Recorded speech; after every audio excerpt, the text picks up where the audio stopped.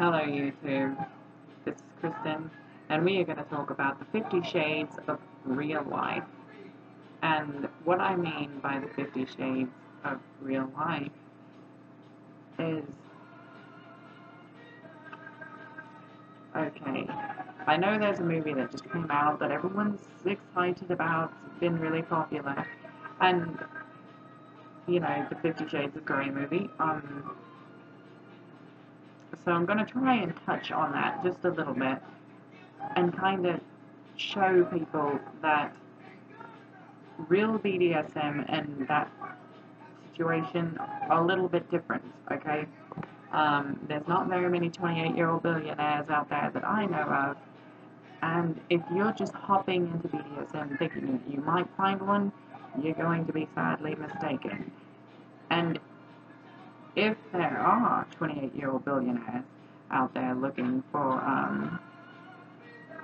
submissives, you know, the submissives are going to be just lined up throughout the, like, out the door to get with him. So you would have to be something really special. Anyway, I enjoy kind of the storyline of that, so I'm not a complete hater of the movie. It's just not reality. It really isn't. But movies are movies, and that's what they're meant to be. You know, fiction. Which is a good song by Avenged Sevenfold. I love that song. Fiction. It's a great song. That's totally off topic. Anyway, what else? You know, by real life, you know, you're not going to always be submerged into BDSM 24/7. You know, when you wake up, you're not instantly collared and being chained to a bed or whatever. You know, that's not reality. When I wake up, I get dressed, do my makeup and hair, and I go to school. That's what I do. Okay? Now, when Master wakes up, he, you know, gets dressed and he goes to work. That's what we do. So, things are a lot more complicated than it seems. You know, like I said, just don't think that you're gonna jump right into BDSM and everything's gonna be like hunkadory, just amazing. You know, you're gonna be chained down or whipped or, you know, choked or whatever your fantasies are. Yes, some people do have fantasies about being choked. It's called breath play. Honestly, I kind of like it. Just saying. I like breath play. Anyway, I also like 60s music, if you heard that in the background. 60s is my favorite era. But anyway, more on reality.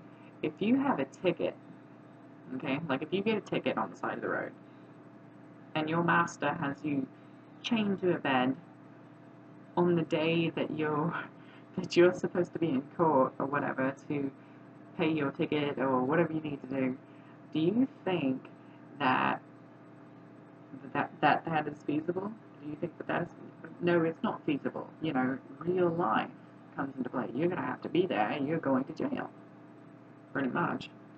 You know, like I said, I have to go to school. He has to go to work.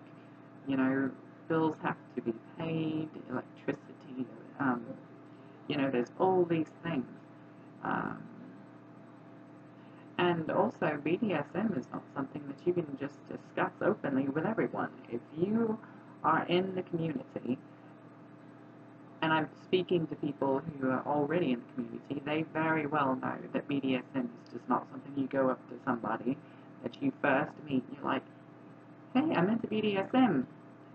Well, one of the first answers you're going to get, or first questions you're going to get to that is, what's BDSM? And, you know, then you're going to be like, bondage, discipline, sadism, and masochism. And then they're going to be like, huh? And then you're going to have to explain that. So, anyway, stupid, boring, we don't want to talk about that. we do want to talk about is we want to talk about. I lost my train of thought. Okay, let's see here. What do we want to talk about? I can talk about hair for hours. You guys want to know about hair? Please feel free to ask me. I'm like a hair genius. Okay. Well, maybe not a hair genius, but you know, I know a little bit about hair. So, anyway, okay, BDSM gear. That is something that we have not talked about yet. BDSM gear is like this. This is my collar. This is my this is not my collar I wear out, you know, as in I wear in public. This is like my fancy collar, or whatever you want to call it, you know. Also, there are leather collars, leather cuffs, and as you can see, there is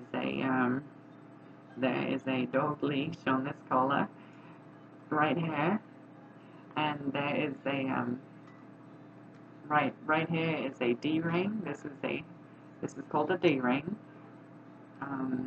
Some collars have multiple D-rings, so that way you can be, you know, like your head just can't move, like you're secured in multiple directions. Also, you know, you've got ankle cuffs and hand cuffs, you know, like, well, this is my permanent cuff, like I can't take this one off. It has like a locking mechanism on it that only my master can take off. Same thing with this, but he allows me to take this one off whenever I go to school and stuff, so I don't wear this one all the time.